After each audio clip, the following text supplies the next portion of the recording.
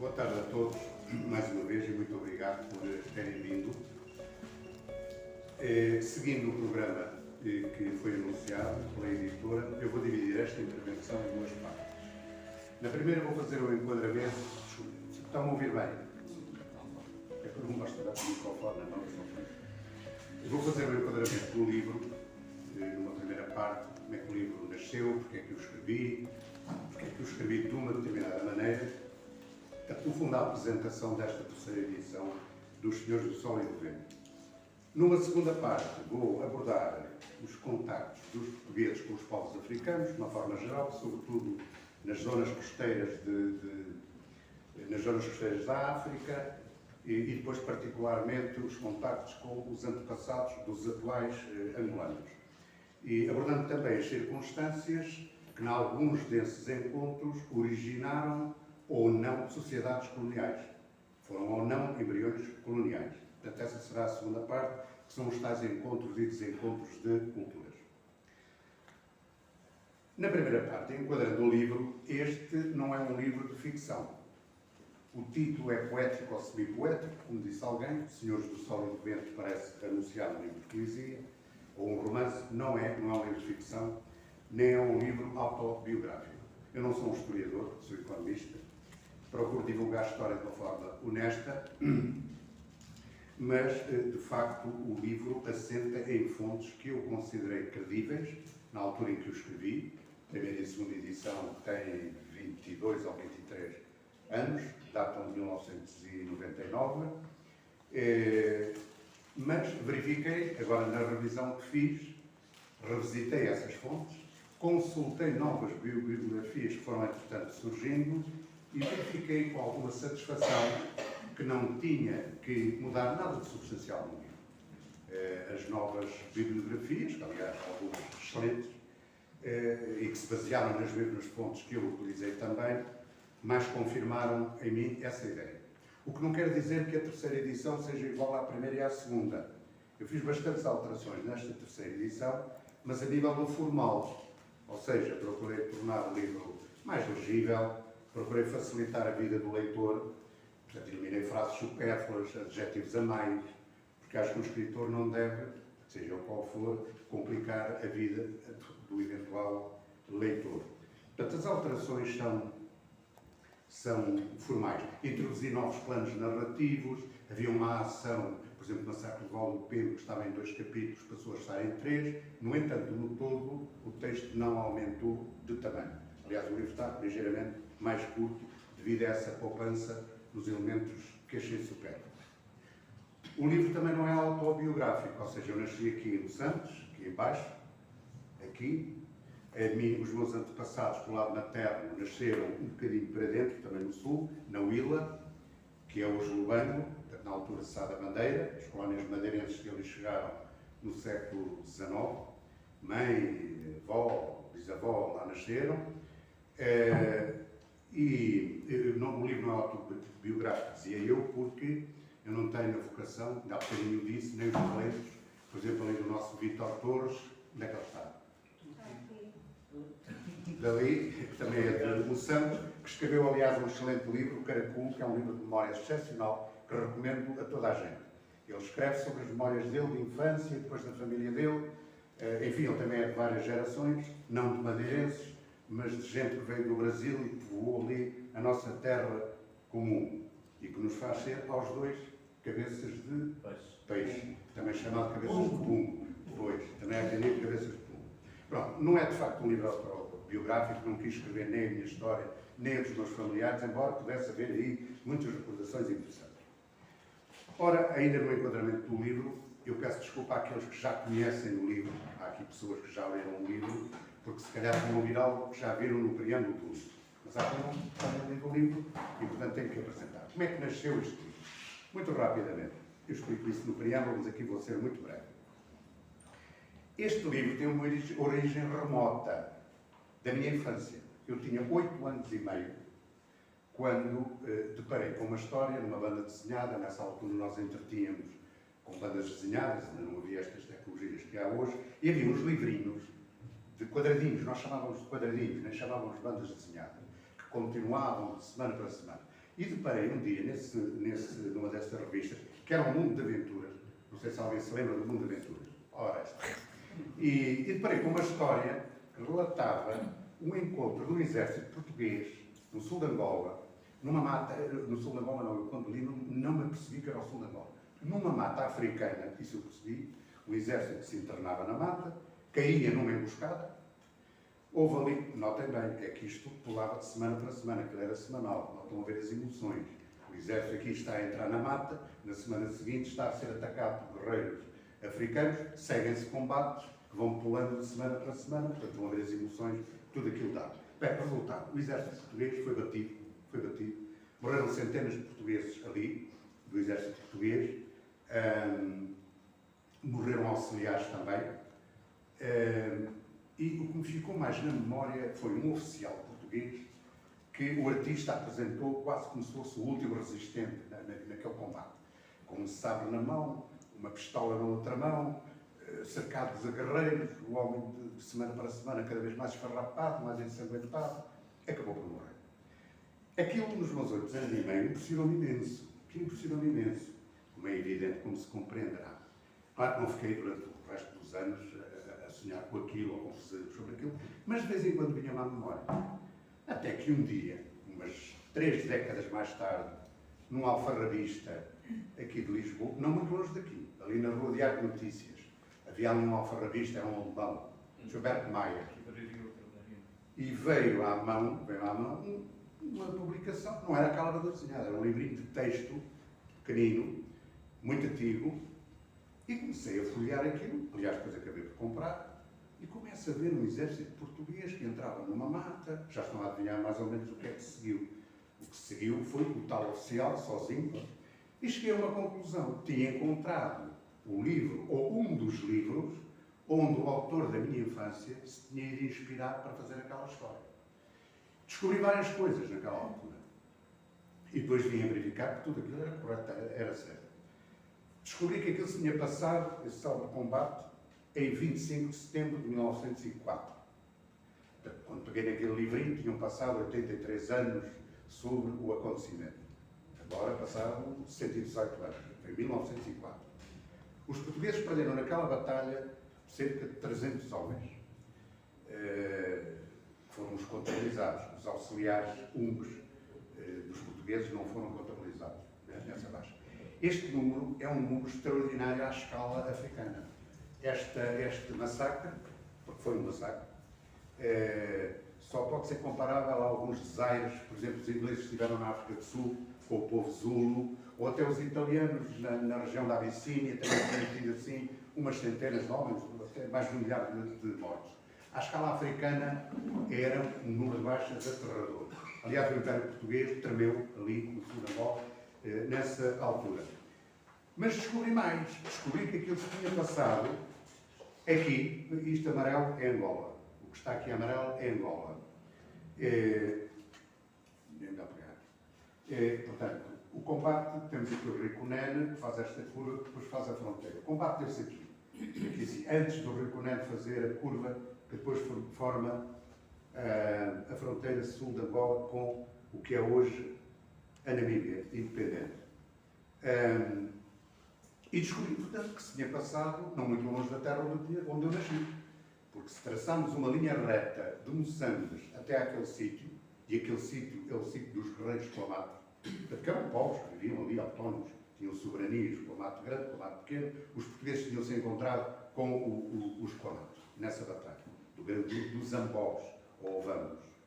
A distância da minha terra, em linha reta, não por estrada, ao sítio do combate, à escala angolana não é nada. São 360, 370 km. Aliás, é ainda mais próximo do sítio onde nasceram os meus antepassados, aqui na Huila, que fica no interior, já não é zona de costa, que fica aí a 260 km, em linha reta.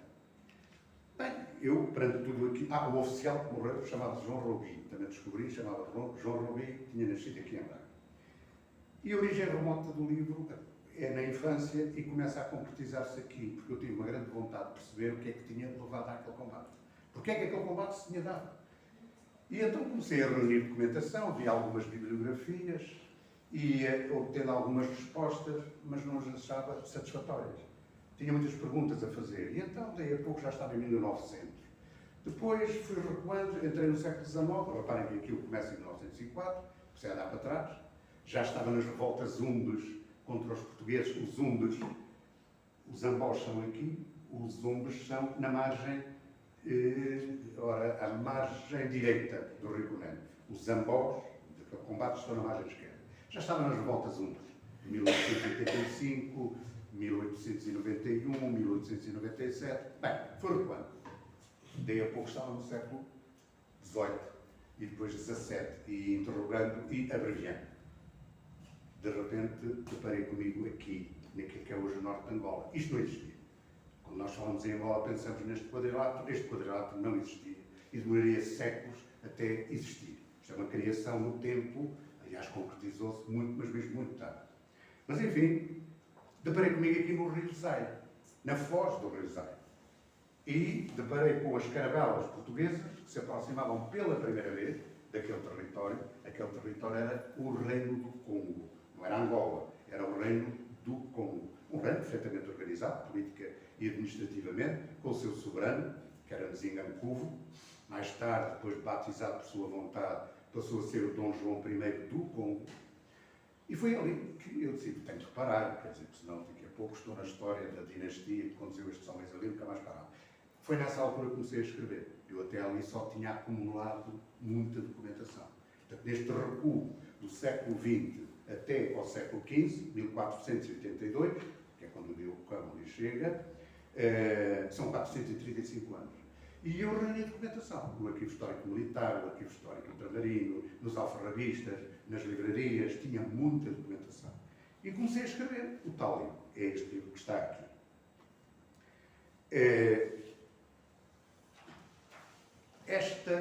Esta abordagem, estas questões históricas que eu abordo no livro, é um bocadinho difícil, ou tornou-se bastante difícil, porque a historiografia disponível é, as mais das vezes, pelo menos aquela mais antiga, manicaísta.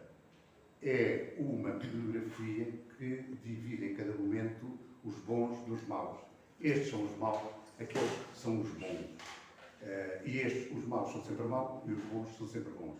Portanto, havia ali algum manicaísmo na maior parte dessas publicações e não se satisfazia nas respostas. Eram excelentes obras em que os autores se empenharam a fundo. Mas eu penso que é importante, quando dois povos se encontram e alguém vai escrever sobre eles ou sobre a história deles, ou tenta divulgar alguma coisa, o importante é que a pessoa se liberte dos seus próprios valores existenciais, saia da sua cápsula cultural e tente entrar na cápsula cultural de cada um daqueles povos. Isto é muito difícil. É extremamente difícil, confesso, foi a maior dificuldade que tive. Uns chamam de isenção, não sei se será isenção, é também isenção, com certeza, mas é extraordinariamente difícil partir-se de uma posição, por exemplo, daquele que chega e encarar o outro como estranho. O que é difícil é dar o salto para a cápsula cultural do outro e passarmos a ver este que está a chegar com os olhos daqueles que os estão a ver pela primeira vez. É extraordinariamente difícil, eu tentei fazê-lo, quem ler o livro poderá fazer um juízo melhor do que o meu acerca da justeza com que fiz isso. Ora bem, portanto, como compreenderão, tendo eu partido do ciclo do século XV, 1482, até cá abaixo, os tais 435 anos, a história é longa. Porquê? Eu começo no século XV, finais do século XV, o encontro dos portugueses, como já disse há bocadinho, com os congueses ou bacongos. Estamos aqui, o reino do Congo era aqui. A parte central do reino do Congo era aqui. Capital em Bazacongo, mais tarde os portugueses chamaram São Salvador, os portugueses contactam, e há uma ideia muito importante a reter em relação a isto. Não é raro ouvirmos por vezes dizer que os portugueses invadiram Angola em 1482. Já tenho visto isto escrito e estamos parados. Primeiro, porque Angola não existia, por isso simplesmente não existia, existia ali o reino do Congo, e depois, e isto é extremamente importante, nessa altura não havia nos portugueses, qualquer ideia colonial ali. Não queriam fundar uma colónia ali, no Congo. Estabeleceu-se uma parceria, daqui a um bocadinho vamos falar com mais vagar dessa parceria, em plano de igualdade, nas primeiras décadas. Não é um mar de rosas, mas é aquilo que eu pessoalmente considero, na história universal, algo de incomparável. Aquilo que sucedeu entre as monarquias portuguesas e a monarquia do Congo tem pouco termo de comparação com o que acontecia no mundo e veio a acontecer no mundo no encontro de dois povos. Aí estávamos nos Bacongos. Eu descrevo, portanto, esse encontro, o que ocorreu nesse encontro, procuro pôr-me do lado dos Bacongos e procuro pôr-me do lado dos portugueses, com a documentação que estava disponível, e foi isso que fui fazendo nos séculos seguintes. O livro trata depois da descida dos portugueses para aqui, para a zona logo abaixo, onde ficava outro reino, que era o reino do Ndongo. Em 1575, os portugueses apresentam-se às portas do Ndongo e aí, reparem, quase 100 anos depois do Diogo ter chegado ao reino do Congo. Quase 100 anos depois. E aí é que podemos falar pela primeira vez, começar a utilizar a palavra colónia. Porque aí os portugueses, quando se apresentam aqui, onde está hoje Luanda? Onde está hoje Luanda, portanto, no enfiamento. Aí os portugueses apresentam-se com um propósito de conquistadores. Aí, pela primeira vez, se fala em colónia. O homem que ali se apresenta, Paulo Dias de Novaes, em 1575, aliás, ele fundou, logo uns meses depois, aquilo que é hoje a cidade de Luanda, onde nasceram algumas pessoas aqui presentes, e onde nasceu a minha mulher, já agora, que também é de várias gerações, mas é nortenha, nasceu lá em Luanda. Aí, pela primeira vez, surge a ideia de colónia. E surge também, pela primeira vez, aquele belo nome, que foi o belo nome de uma colónia, e é hoje o belo nome de um país independente, que se chama Angola. Não havia nenhuma terra a que se chamasse Angola. O que havia é os reinos, este reino que existia aqui do Ndongo, tinha à sua frente os Ngolas, era um título nobiliário dos soberanos do Ndongo. E os portugueses associaram, ou começaram a associar, esta palavra Angola à terra. E, portanto, o que é que fizeram? Os portugueses são criadores, puseram um A antes de Angola e dá Angola. Pela primeira vez se fala em Angola, e nos documentos portugueses, daí para a frente, começa a falar-se na nossa colónia de Angola. Primeira ideia de colónia e a primeira vez que se fala de Angola. É aqui. O livro vai seguir, é evidente que isto do livro são vários capítulos, não é?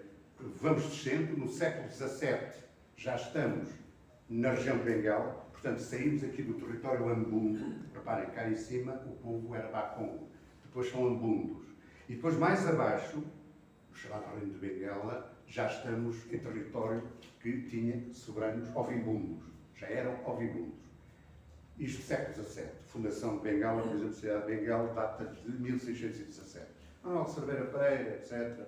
Essas histórias. Até que no século XVIII, nos finais do século XVIII, claro, vamos descendo, estamos a aproximar daquele momento fatal, no século XVIII, na parte final do século XVIII, finalmente, os portugueses começam, desculpem os holandeses que aqui estão, a chegar àquelas terras abençoadas onde nós nascemos, do sul de Angola. É em 1785, pela primeira vez, que o governador de Moçambique, que era o barão de Moçambique, se lembra de fazer umas expedições de reconhecimento às terras do sul. Às terras do sul, 1785. Mandou uma por mar, mandou uma pelo interior, portanto, a que veio aqui pela costa foi comandada pelo tenente-coronel Pinheiro Furtado, a que veio pelo interior era do Gregório José Mendes, que era um comerciante de Bengala. E foram reconhecer a Baía onde nós nascemos. Na altura não se chamava Moçambique, os portugueses chamavam-lhe Angra do Negro. Há esse reconhecimento, porque os portugueses começaram a temer a presença de alguns navios estrangeiros que por ali andavam e começaram a cobiçar terras que praticamente os portugueses não tinham ocupado. Aliás, notem, este avanço que eu tenho estado a falar desde o século XV é sobretudo um avanço costeiro. É um avanço em que os portugueses vão estabelecer posições fortes no litoral, por exemplo, Luanda e depois Bengala, e depois tinham umas penetrações aqui, nesta região de Luanda, umas penetrações ali, mas não também. Eles fundaram uma colónia aqui, estão a tentar alargá-la para sul, porque aquele primeiro território, que era o Congo, este, continuava com os seus soberanos. A ideia colonial portuguesa, durante todos estes anos que estamos a falar, nunca se estende para o norte, para o Congo. Houve combates, com certeza, portugueses associados aos Ambundos, combatem o reino do Congo, mas o Congo continuava a ter os seus soberanos. Os portugueses nunca reivindicam durante estes séculos a soberania do Congo. Podiam ter lá comerciantes e sertanejos, isso tinham em toda esta zona. Toda esta zona, enquanto a presença militar e política vai crescendo por aqui abaixo, os sertanejos moviam-se aqui no meio dos povos, à vontade. Sertanejos portugueses, brancos, mestiços, sobretudo, eram bem acolhidos pelas tribos, pelo povo, eram úteis, aliás, ao povo, e tinham proventos desses contactos. Mas, portanto, não percam a ideia. A presença é sobretudo costeira. Nada disto daqui, nada disto está ocupado. Quando chegam aqui ao sul, no século XVIII, limitam-se a reconhecer e retiram.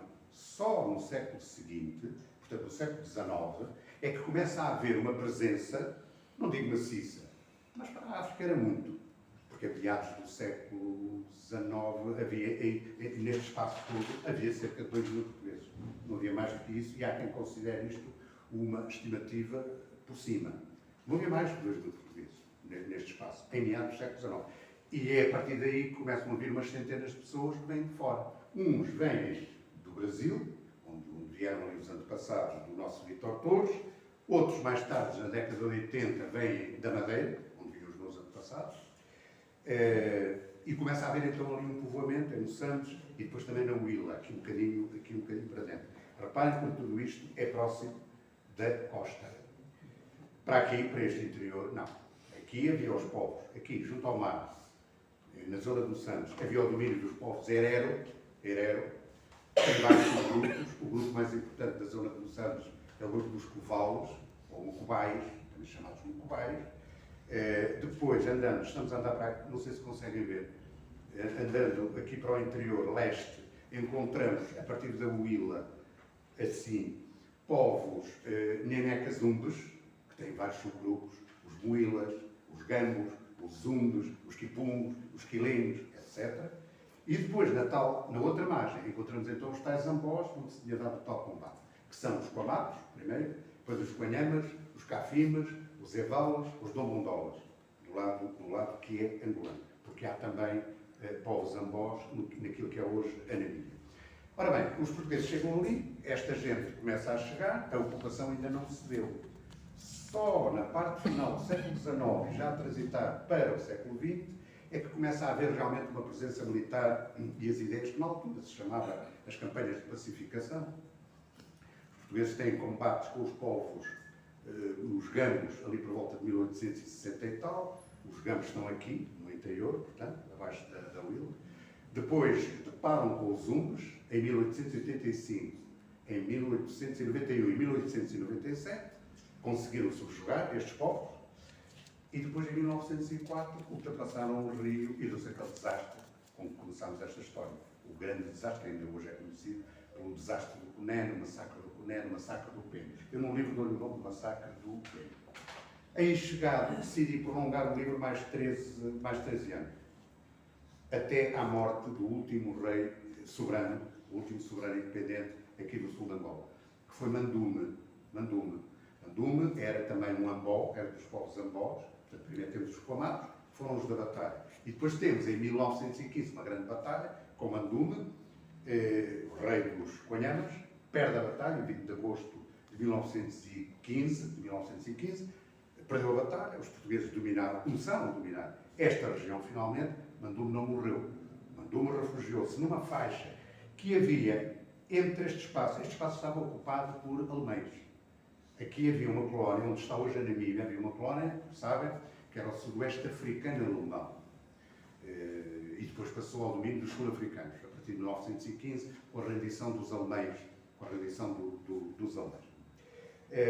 Mandume refugiou-se ali numa faixa, que era uma espécie de terra de ninguém, e os sul-africanos, que tinham, entretanto, sucedido aos alemães ali, os alemães tinham-se rendido, há quem diga, os relatórios sul-africanos dizem que mataram Mandume, que o feriram sim, que atacaram o acampamento dele, não há dúvida nenhuma. Há hoje dúvidas, aliás, eu explicito isso no livro, se foi ele que se suicidou, já ferido pelos sul-africanos, se terá suicidado. A tradição dos Quanhamas diz que ele se suicidou. Os relatórios sul-africanos dizem que ele morreu dos ferimentos que eles infligiram. Fui até aí porquê? E o livro termina aí, em 1917. Porque só aí é que os portugueses puderam começar a movimentar aqui, não é aqui, estou a falar desta zona, aqui, começaram a dominar territórios também ambós. Portanto, os Heredos, os Nenecas Hunos e os ambós. O livro, basicamente, é a história desta descida de norte para sul. Agora perguntarão, e com isto terminarei a apresentação, portanto, do livro. Perguntarão, mas, portanto, o livro confina-se apenas a isto? Não, porque, enquanto isto ia acontecer em Angola, a máquina do mundo ia-se movendo. E, portanto, aconteciam coisas aqui em Portugal, aconteciam coisas na Europa, mais tarde nas Américas Portuguesa, Brasil, nas Américas Espanholas, que influenciavam aquilo que ia acontecendo no terreno angolano. Na maior parte dos casos, determinavam aquilo que estava a acontecer no território angolano. As coisas aconteciam assim, em Angola, como eu os vou relatando, porque no Brasil sucedeu não sei quantos, porque em Portugal sucedeu não sei quantos, e isso ia determinando, no fundo, a configuração que depois acabámos por obter aqui, já no século XX, praticamente, finais do século XIX e do século XX. O livro está escrito em planos narrativos e, portanto, eu faço, num plano narrativo, o leitor vê o que está a acontecer em Angola. No plano narrativo seguinte, vê, ou no anterior, vê qual foi o acontecimento mundial, universal, que originou aquele acontecimento no território angolano. Exemplos de coisas importantes, que transformaram em muito os destinos das pessoas que ali viviam. Por exemplo, o tráfico transatlântico de escravos. O livro trata disso, a partir de certa altura. É evidente que a escravidão era algo que existia há séculos, há milénios, quase desde que o ser humano existe, mas o tráfico transatlântico é uma coisa diferente. Quer dizer, a transferência de seres humanos que vão ali da África, não só de Angola, mas particularmente de Angola também, no ponto, e que iam para o Brasil ou para as Américas Espanholas. Portanto, e que, ao fim de uns anos, isto somou vários milhões de seres humanos. Isso é tratado no livro. A perda da independência portuguesa, por exemplo, também é tratada no livro do Sebastião, Alcácer Quibir e a derrota, porque os espanhóis passaram a unir as duas coroas, juntaram as duas coroas. Isto teve influência em Angola, como teve a recuperação da independência em 1640. Tudo isto está no livro, vai intervalando. Como teve uma importância fundamental no livro, o grande ataque dos holandeses um pouco antes de 1640 e prosseguiu depois de 1640, o grande ataque dos holandeses ao Império Português. Os holandeses atacaram de forma avassaladora na Ásia, o Império Português na Ásia, atacaram na América, particularmente no Brasil, apoderaram-se de uma parte do Brasil, onde os portugueses já estavam, e depois vieram atacar a própria Angola diretamente. Os holandeses estabelecem-se aqui entre 1641 e 1648. Apoderaram-se, aliás, de Luanda e de Bengala. Porquê? Uma razão muito simples. É que no Brasil havia plantações de açúcar, engenhos de açúcar, e para tratar do açúcar era preciso braços fortes, braços resistentes. Infelizmente para eles, esses braços resistentes eram os dos africanos. Os índios não serviam para esse tipo de trabalho, entravam em grandes melancolias, morriam, eram fracos, fisicamente resistiam muito mal às doenças que os portugueses levavam, com eles, que os europeus levavam, não tinham imunidade em relação àqueles vírus e, portanto, os holandeses vieram buscar a sua fonte, os seus braços de trabalho, vieram buscá-los onde eles existiam. E depois dos holandeses, tivemos espanhóis, tivemos franceses, tivemos ingleses, portanto, enfim, tem uma importância tremenda na história da Angola. A perda do Brasil em 1822 é das coisas mais importantes que sucederam para a história deste espaço que aqui está. Eu costumo dizer, não me ia alongar muito disso, porque não estávamos aqui no Braço de Tratar, mas se Portugal não tivesse perdido o Brasil em 1822, muito provavelmente aquilo que hoje chamamos Angola, pura e simplesmente não existiria. Não quer dizer que estes espaços não tivessem gente independente. Claro que teriam gente independente. O que eu duvido é que as pessoas que hoje viveriam com certeza independentes, tal como estão, se chamassem angolanos. Ou constituíssem este espaço que aqui estão. Há muitos argumentos que poderiam utilizar, não queria perder tempo com isso, mas deixo este desafio. Sem a perda do Brasil por exemplo, se o Brasil, obviamente, atingiria a independência, o destino natural de uma colónia é deixar de ser colónia. Este é o único destino natural para uma colónia. Lá como elas acabam ou não, bem ou mal, isso é outro problema. Não queria entrar aí, mas O destino de uma colónia é sempre terminar como colónia. Claro que o Brasil obteria, mas se o Brasil, por exemplo, tivesse a sua independência por volta de 1880 ou 85, eu posso, desculpe o pretenciosismo, mas quase poderia garantir a 99% isto não existia. Existiria aqui um espaço independente, se calhar dividido em 2 ou 3 espaços.